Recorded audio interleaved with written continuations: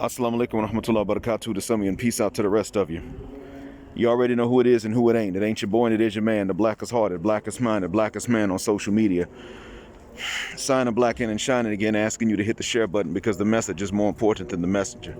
So here we go. Shout out to attorney Dennis Sperling for covering the complicity of Western and Eastern Africans in the slave trade. I think that this was necessary. I also want to point out something about the documentary.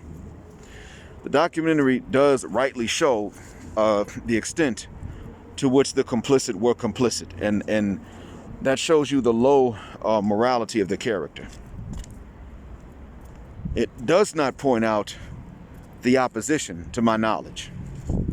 You see, there was West and East African opposition to slave trades. That did exist.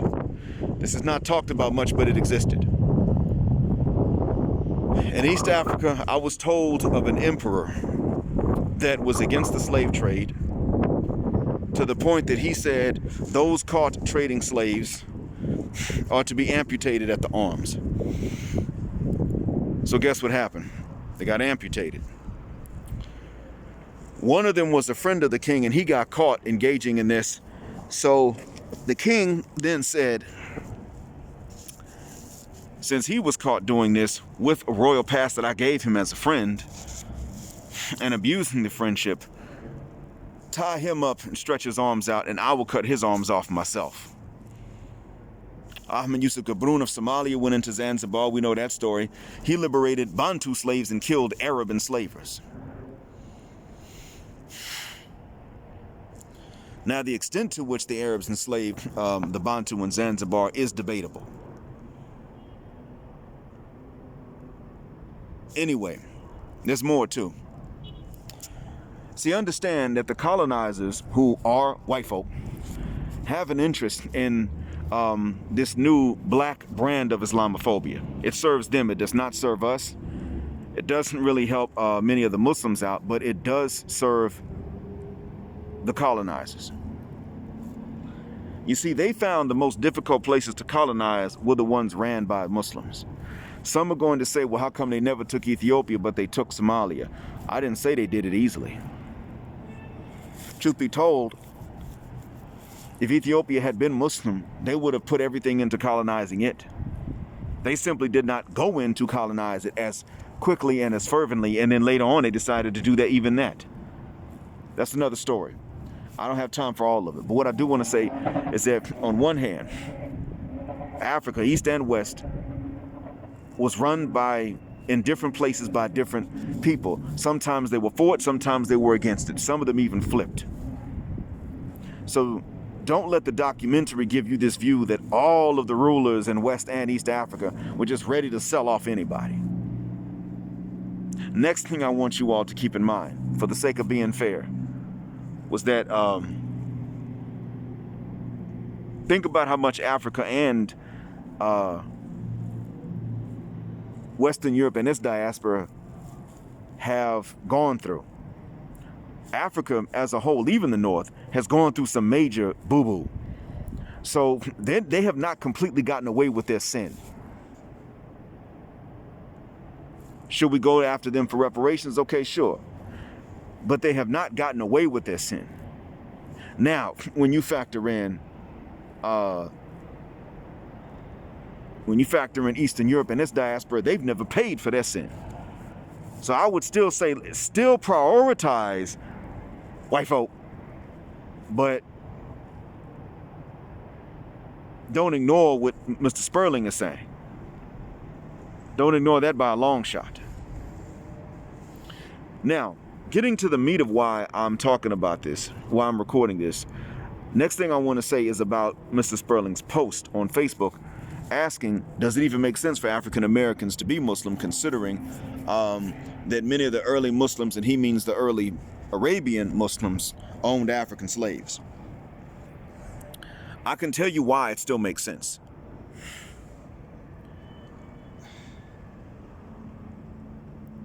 The reason why it still makes sense is because, you see, The first reason, that it still makes sense is that the Arabs are not the face of Islam, and they'll tell you that.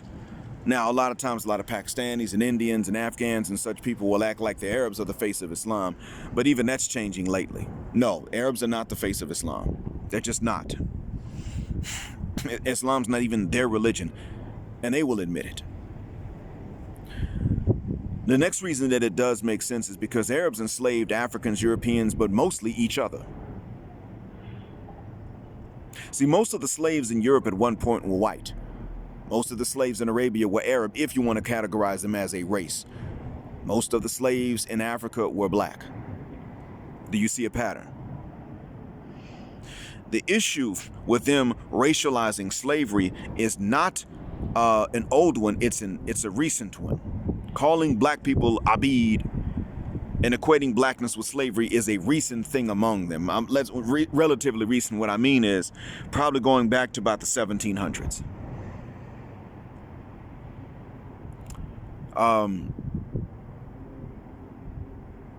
But the other thing too was that Islam, when it went into Africa,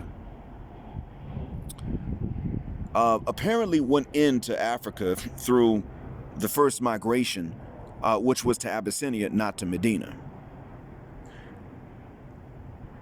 The first flight from the persecution of the Meccans. Now remember, the Meccans were Arabs. They were Arab nobility. They were the first ones to ever fight Muslims for being Muslim. They were not only, they were not the only ones, they were the first to accept it. The first to accept it were Arabs and Persians and Romans and Abyssinians. But the first to ever fight were strictly Arabs only. There were no non-Arabs fighting Islam at one point. And also, Arabs had to be conquered in order to accept it. It took the conquest of Mecca before many of them would even admit that they believed that Islam was true. It shows you their mindset. Now let's look at how Islam got into Africa. First, the ones who migrated into the Abyssinian kingdom at that time may have taken two different routes. They may have taken 3 or 4. But evidence is of them at least taking 2 different routes, meaning they did not all go on the same ship to the same port and walk the same highway to get to the capital.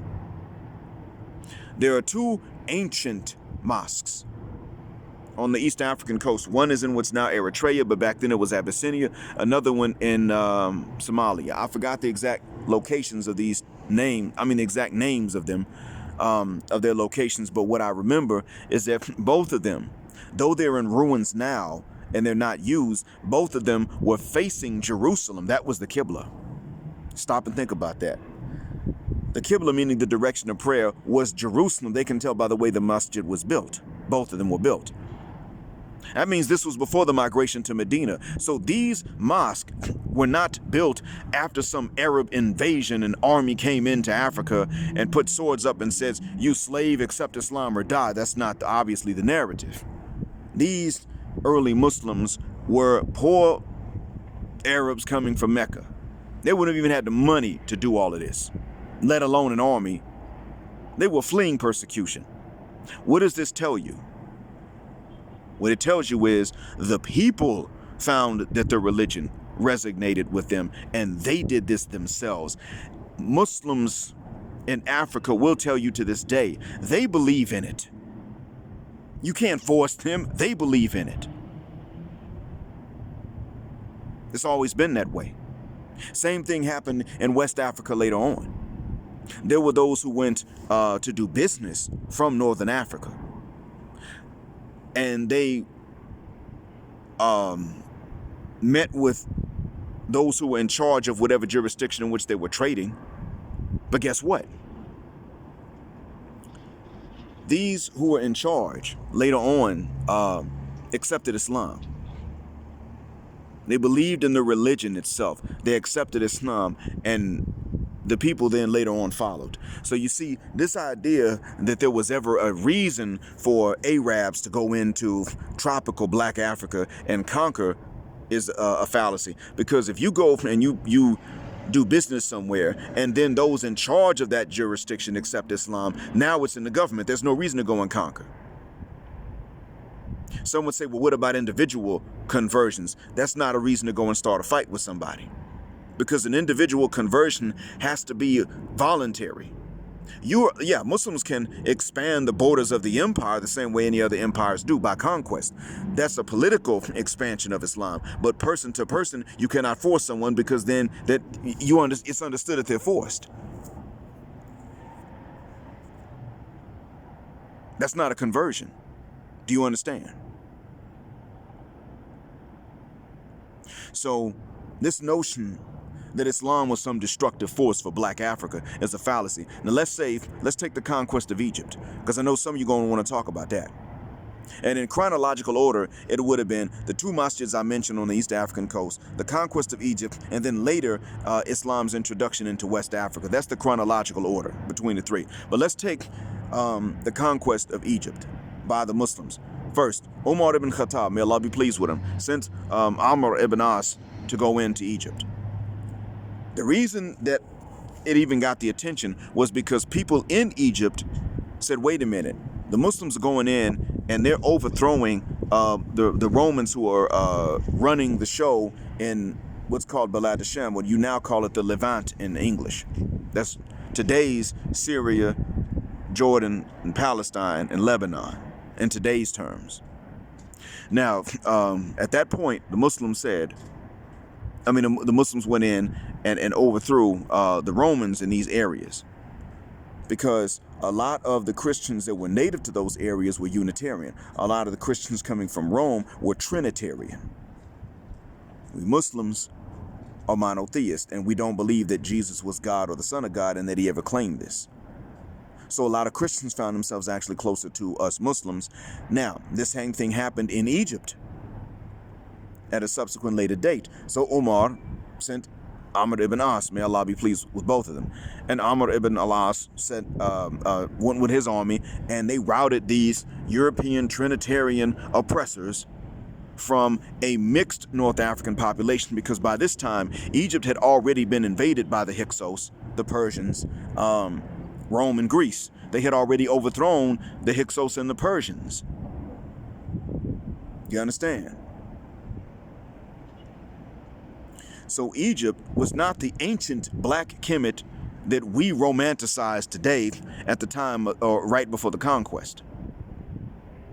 It had been routinely conquered multiple times by non-blacks, and at this point the northern half of Egypt was pretty well mixed up, racially speaking. So what you have was a black admixture population in the north, and others, being liberated from a purely Caucasian, if you want to call them that, set of oppressors for religious reasons. So Islam's never been this destructive force in Africa. Never has it been. And even to this day, it is easier for a Mandinka to marry a Hausa, or a Hausa to marry a Fulani, and these are Muslim tribes, than it ever will be for a Yoruba and an Igbo to get married. I'm not saying neither one never happens. I'm telling you that when the Yoruba and the Igbo do tie the knot, it's hard for them, unless they both give up their traditions to a certain extent. For the Mandinka, the Hausa, and the Fulani, or even other tribes that are largely Muslim, it's very easy. I mean, hell, I'm a Muslim Creole from the Gulf Coast, and I married an East African, and I'm not letting her go. She's been great to me, and she can't hear me saying this right now. Oh, she's been good to me. I'm spoiled. So I want you to stop and think about that. Just to be fair. So does it make sense? I said that Islam was medicinal for us already. I wasn't making it up. It makes perfect sense.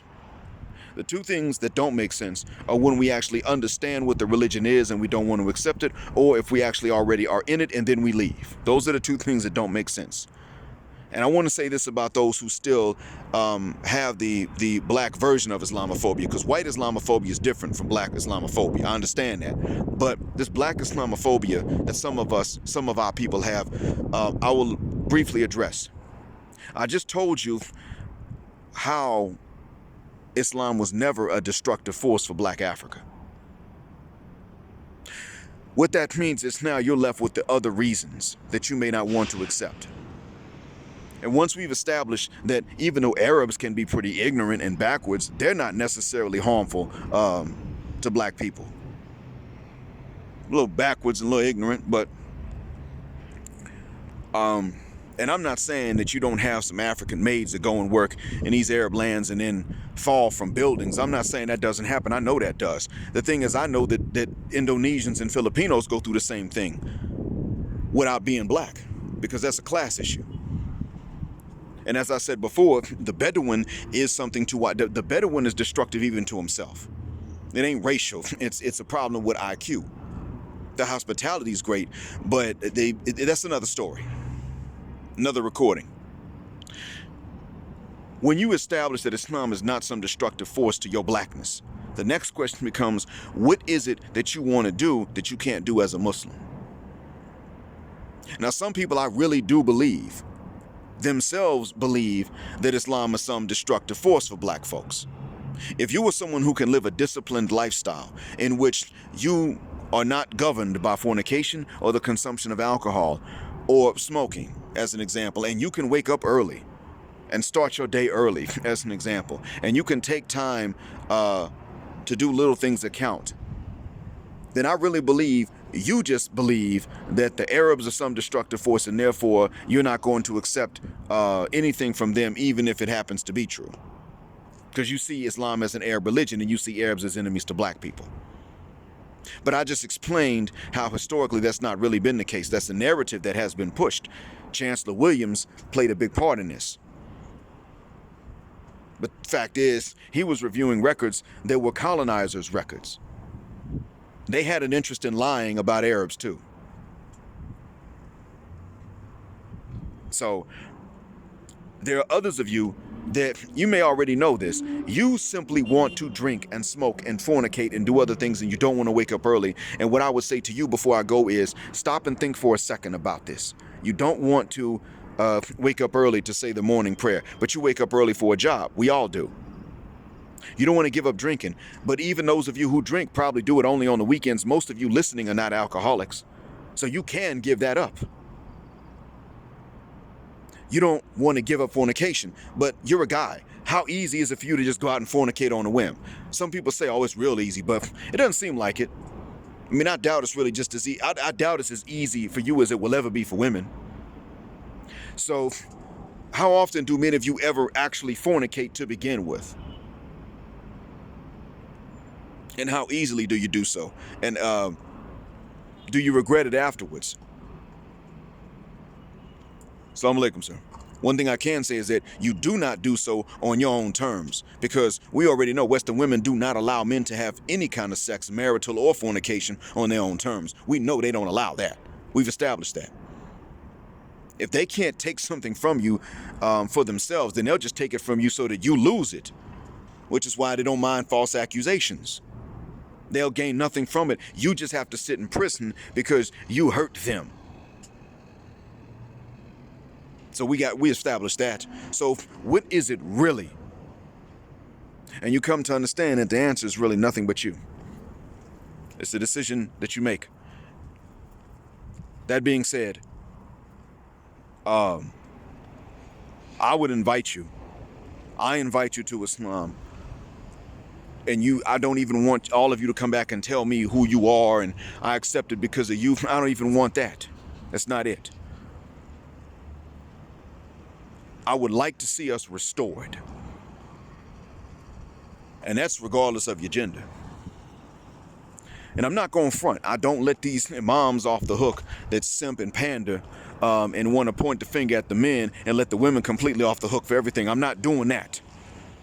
But man or woman, if you were serious, you can accept this and you can actually fix a lot in your own life. And if we were to do this on a mass scale, we would fix a lot. We would have to take it seriously, lock, stock, and barrel, but we can. I said before, this is medicinal to us. This contains the solutions that we need to the different problems with an S that we have. I wasn't blowing smoke. It may take you a lot of research to find it out. Thank you for listening. Black heart, black mind, blackout, assalamu alaikum, black heterosexual, non-select male power just because they don't like it. and Ramadan Mubarak.